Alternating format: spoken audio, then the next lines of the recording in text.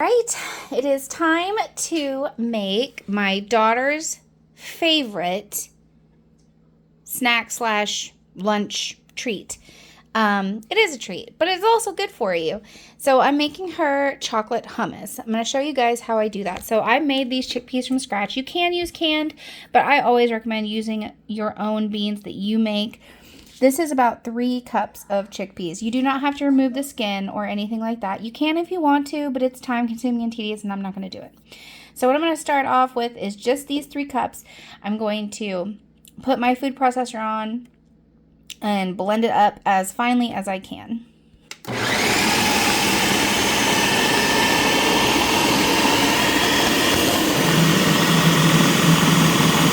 All right, so this is what we're working with to start, and that is totally fine because we have a lot more ingredients to add into this, and most of it is liquid, so it is going to help it all really come together here.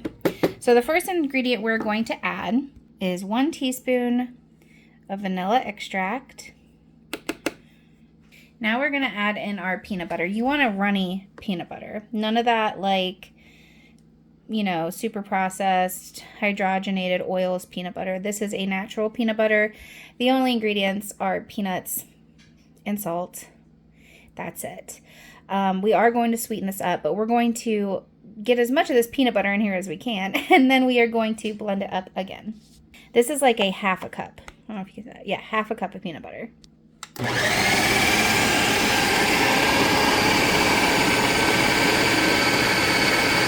All right, and that is what we're looking like right now. It is very much like a dough right now, which is great if we're trying to make our chickpea cookie dough balls, but that's not what we're going for. So now what we're going to do is add our liquid sweetener. You can use whatever liquid sweetener you want. Since these are for my daughter, I use whatever one she likes, and she really likes maple syrup. So we're going to add maple syrup. And I'm using 1/3 cup of maple syrup.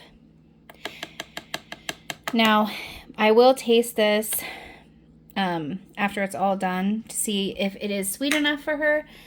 But that is quite a lot, so it should be good. Blend it again. And this is what it is looking like. It is looking so good. Really nice. That is a really good consistency.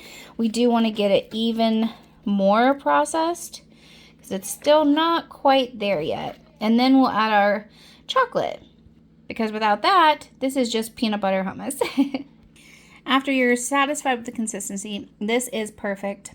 It's like, it's got a little bit of texture in it still, but not too much, just enough.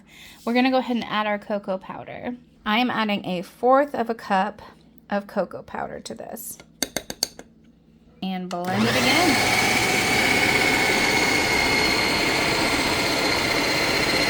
You might have to scrape it down to incorporate all the cocoa powder after you blend it, and that's totally normal. So we're going to do that and then blend it again. It's getting there, but it is not quite done.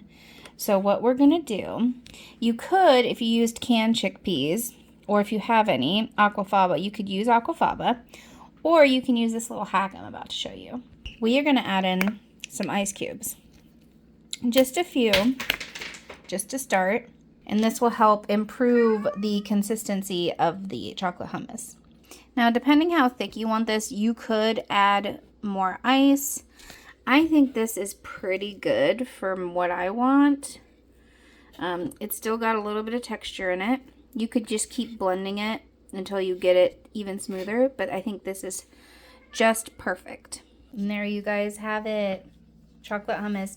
This is, like I said, this is the main component for my daughter's lunch this week. She'll dip pretzel chips in it, apple slices, strawberries, graham crackers, really anything. And this is just a healthier alternative to a store-bought chocolate hummus, or even like your standard PB&J, or a chocolate sweet treat like pudding. Yeah, I hope you guys give this a try. Enjoy.